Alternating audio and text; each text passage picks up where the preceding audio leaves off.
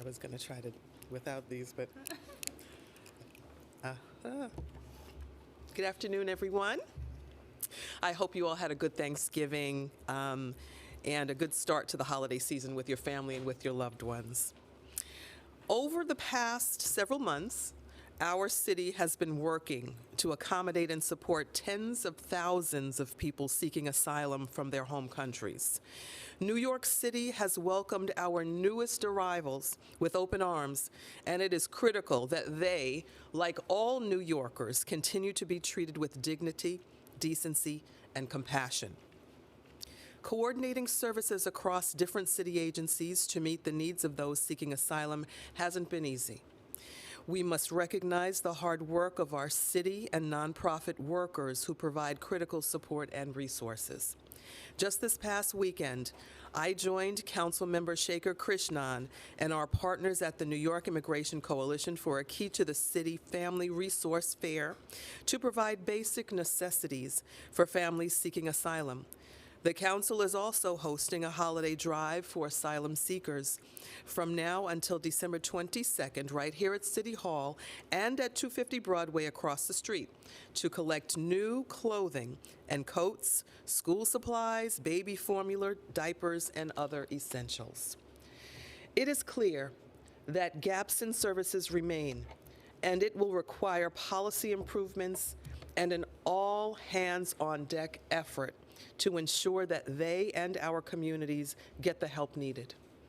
On Monday, December 19th, and Tuesday, December 20th, we will be hosting a two-day hearing to examine the city's response and delivery of services to migrants who have arrived right here in New York. Chaired by Deputy Speaker Diana Ayala and myself, the Committee of the Whole will hear from key city agencies, including the Mayor's Office of Immigrant Affairs, New York City Health and Hospitals, Department of Health and Mental Hygiene, Department of Social Services, Department of Youth and Community Development, and the Department of Education. The following day will be dedicated solely to public testimony. I look forward to this important two-day hearing, our third on this crisis alone, as we work together to support individuals and families seeking asylum and everyone across this city. Now let's move on to our stated agenda. First, we will vote on the following appointments. David Fullard, a commissioner of the New York City Local Conditional Release Commission. Gregorio Myers, a commissioner of the New York City Local Conditional Release Commission. Lily Shapiro, a commissioner of the New York City Local Conditional Release Commission. Next, we will vote on the following finance items. A preconsidered resolution sponsored by Councilmember Justin Brannan authorizes an Article 11 tax exemption for one building in Yorkville. A preconsidered resolution sponsored by Councilmember Justin Brannan authorizes an Article 11 tax exemption for 3 buildings in Corona. A preconsidered resolution sponsored by Councilmember Justin Brannan authorizes an Article 11 tax exemption for 2 buildings in Briarwood. A preconsidered resolution sponsored by Councilmember Justin Brannan amends a previous exemption for 1 building in Harlem. A preconsidered resolution sponsored by Councilmember Justin Brannan amends a previous exemption for 2 buildings in Harlem. We will also vote on the following land use items. Livonia 4, a Department of Housing Preservation and Development application that will facilitate the development of affordable, senior, and supportive housing in the Brownsville neighborhood of Brooklyn in Councilmember Barron's district. This project will build a total of 499 units on 4 parcels of city-owned land.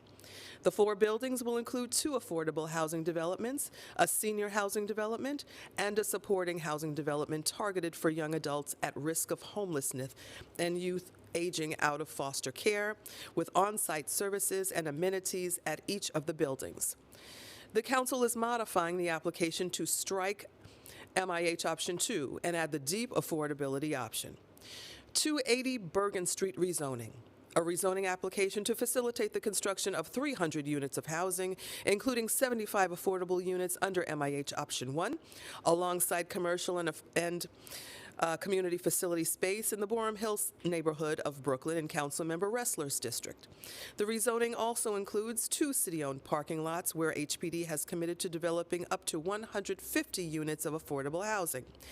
The council is modifying the application to strike MIH option 2 and add the deep affordability option. Finally, we will vote on the following pieces of legislation.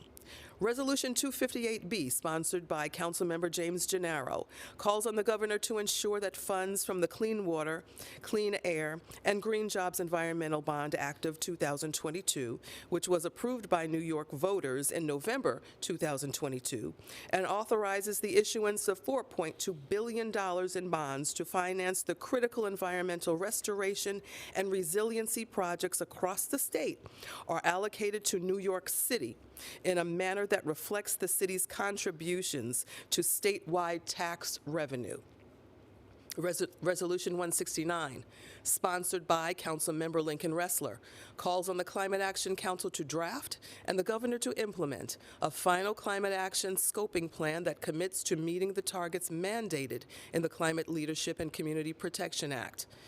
The CLCPA, signed into law in 2019, calls for an 85% reduction in greenhouse gas emissions by 2050, with interim targets of 40% reduction by 2030, 100% zero emissions electricity by 2040, and 70% renewable energy by 2030, among other mandates. The Climate Action Council is tasked with developing the scoping plan. Resolution 292A, sponsored by Council Majority Whip Sylvina Brooks Powers, calls on the state legislature to pass and the governor to sign S.5320, A.9731, which would amend the administrative code of the City of New York to allow commuter vans to accept hails from prospective passengers in the street and would repeal certain related provisions in New York City law, such as the existing penalty for accepting a street hail. Introduction 76A, sponsored by Councilmember Justin Brannan, would require the Department of Environmental Protection to establish a financial assistance program to reduce the cost of purchasing and installing backwater valves. This bill would also require the DEP, in consultation with other designated agencies or offices, to complete a study that evaluates where backwater valves should be installed to mitigate damage caused by backflow. The study would be posted on the DEP website and submitted to the mayor and city council. The financial assistance program would be informed by the findings of the study and subject to appropriation. The bill would also require DEP to prioritize neighborhoods regularly affected by backflow events and conduct outreach and education to property owners about the benefits of backwater valves.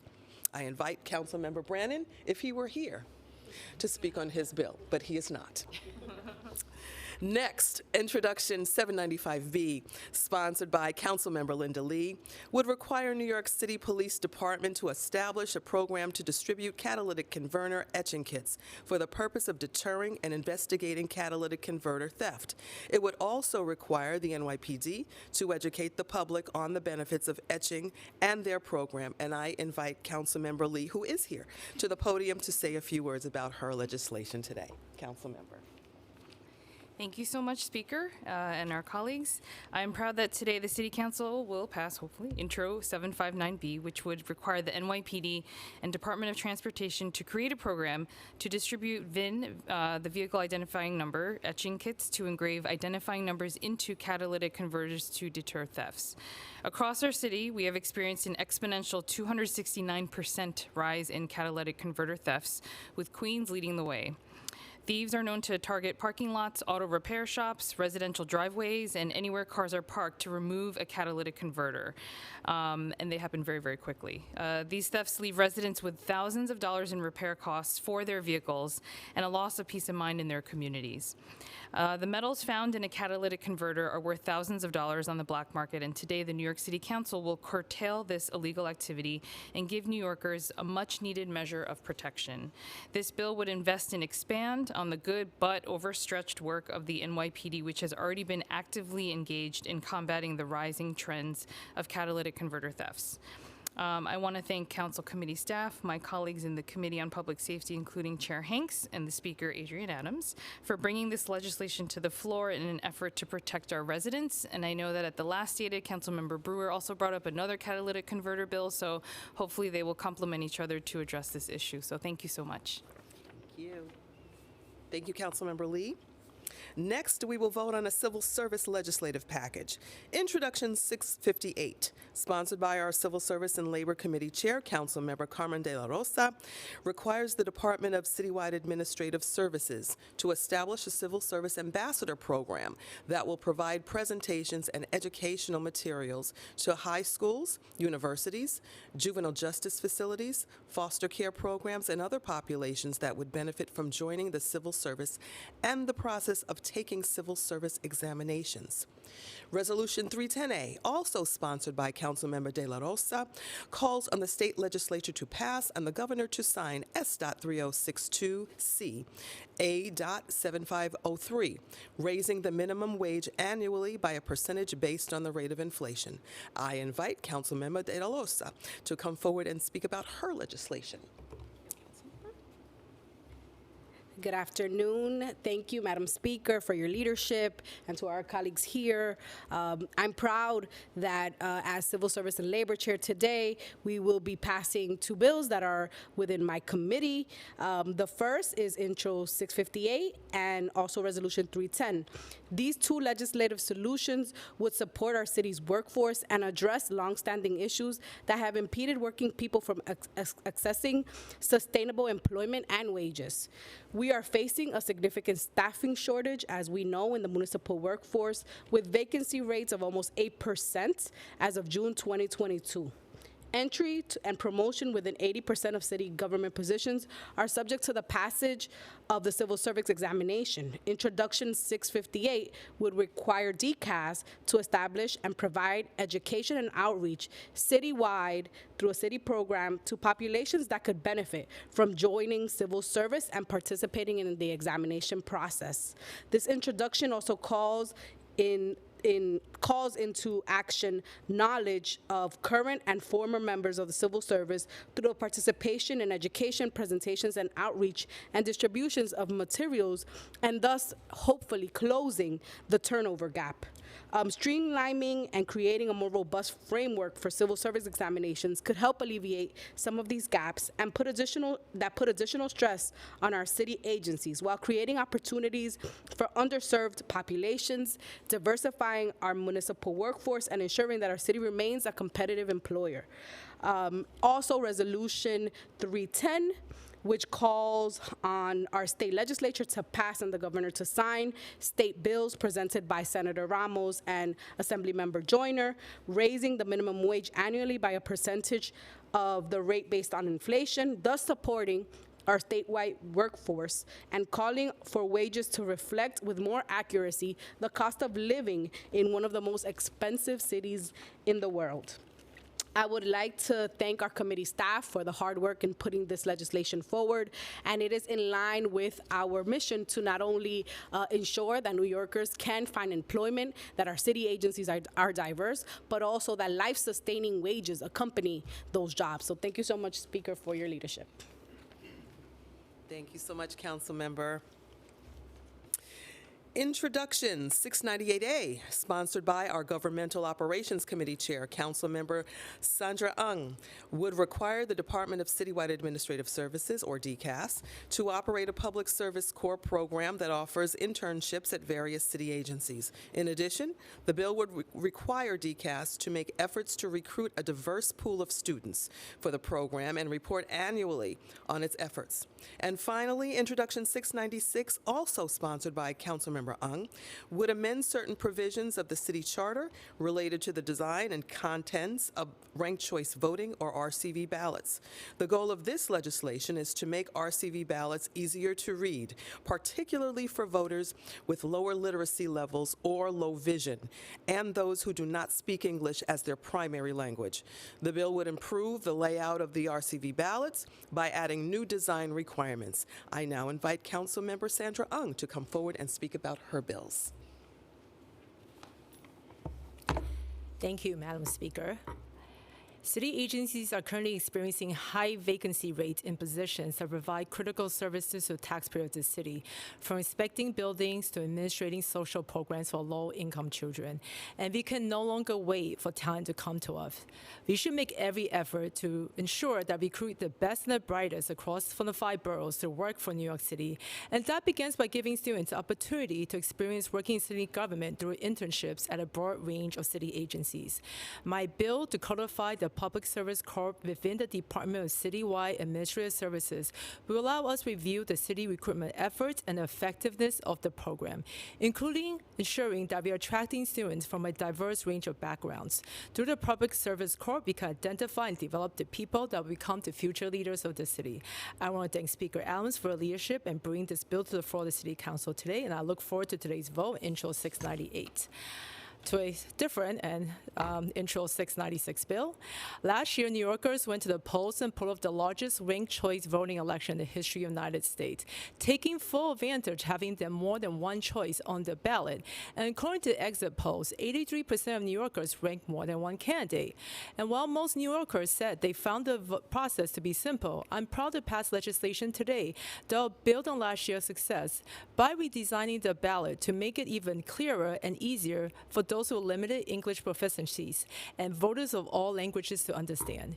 In addition to simplified instructions, the new ballot will also include illustrations showing the correct way to mark the ballot. I look forward to working with the borough elections in the coming months to finalize the design for the ballot. I also want to thank Speaker Adams for her leadership for bringing this before the City Council with a vote with ample time to prepare for these changes before taking effect on next June's primary. Thank you. Thank you, Council Member. That concludes our stated agenda. With that, we will take questions on topic. Is there any thought of having guidance counselors in age-appropriate settings, one per school designated as a civil service specialist?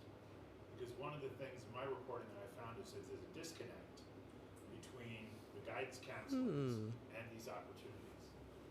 It's a great idea, actually. I think that's something that we need to consider. I'll let Councilmember De La Rosa give comments on that as well. It's a great idea, Bob.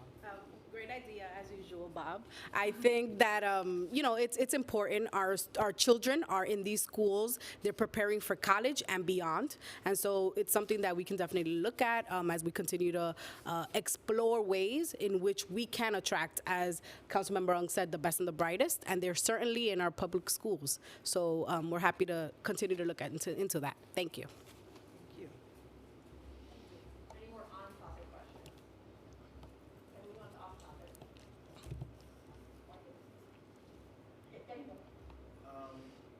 I want to ask you a question about the involuntary mental health issue, people being removed. Ken Rasky of China was in the rotunda a couple of days ago talking about all the hurdles private hospitals had to face to accommodate the mayor's policy. He talked about the issue of reimbursements. He talked about the number of psych beds. And I asked the mayor earlier today about this. He didn't really have anything to say about it. So I want to ask you, and I'm trying to get a sense.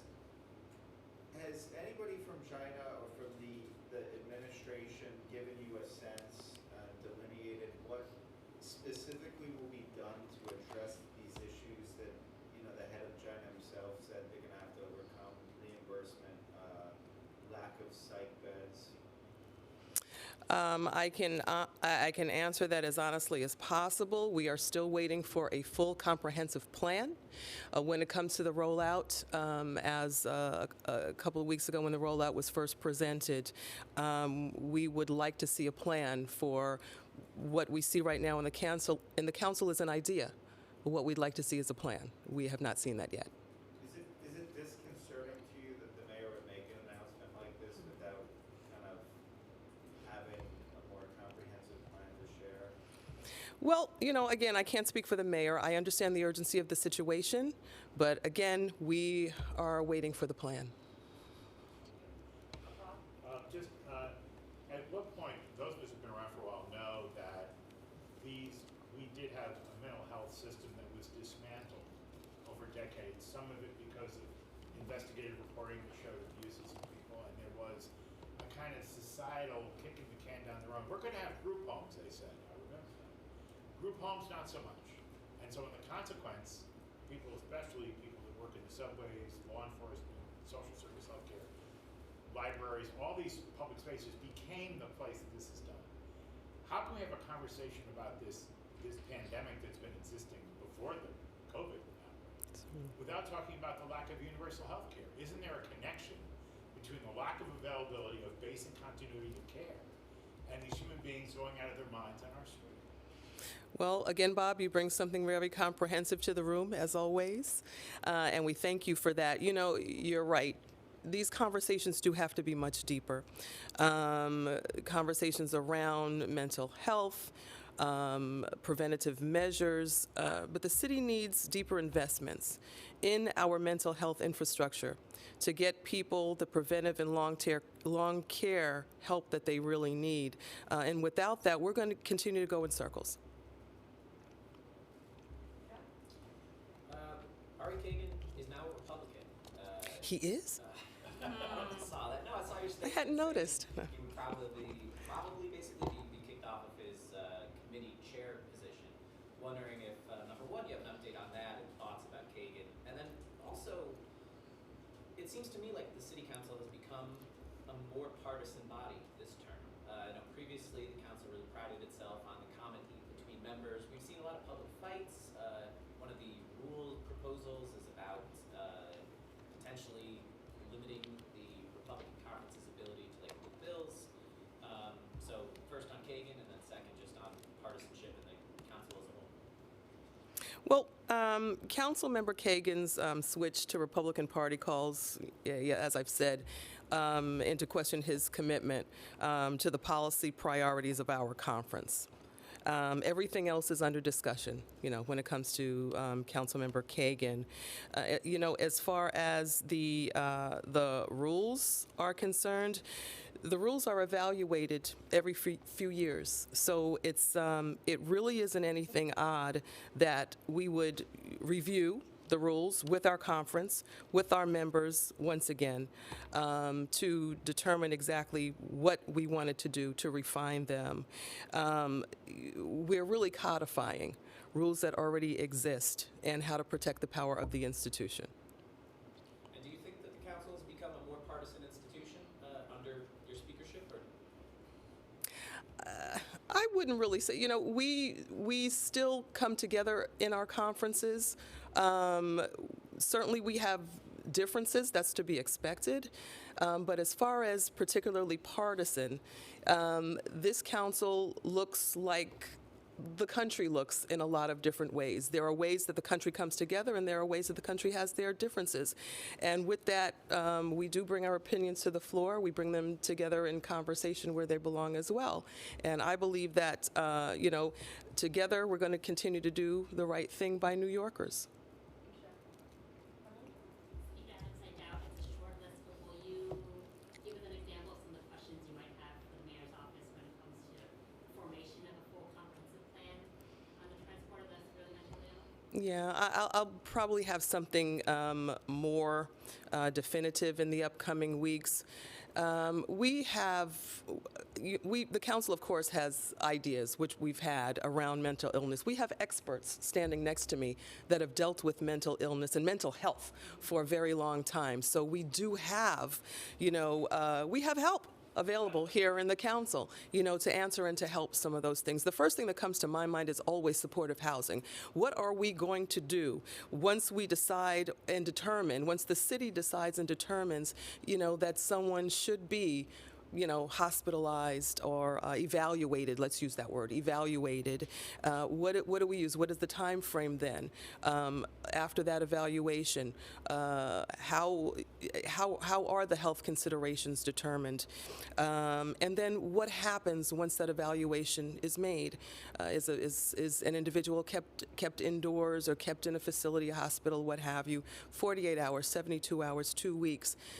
when they're released, what happens with those services that that person truly, truly deserves if they were evaluated and deemed, it was deemed necessary to bring them in for evaluation for treatment. What does that treatment look like long term? So again, I'm going to always go back to supportive housing. What do we do to maintain the health and wellness of those individuals that need our help? Is the council already planning hearings to further scrutinize the directive, or is that too soon? Too soon. Too soon. I can't finish the day's work without asking you for an update on Medicare Advantage and the reform of administration. Yeah, that's an easy one, Bob. There are no updates on that subject yet. We are still evaluating everything that's come before us. So as a follow-up, there was a very dynamic event out front. Councilmember Menon, several members about transparency in terms of hospital pricing. We saw Mr. Garrido there, Mr. Mulder there. There seemed to be, from a very healthy representation of your members, an awareness about accountability for pricing of hospitals. Aren't these kind of connected in a way? I mean, this work that you're trying to do with getting transparency in medical costs and the issue of paying for public employee and retiree health care. Well, perhaps there is connectivity there. Again, with the the longer question that was asked, that you asked previously, we are still evaluating everything around the entire subject matter to come up with the best solution. So everything is still under evaluation. Thank you, Bob. Thank you, everybody. Thank you. Oh,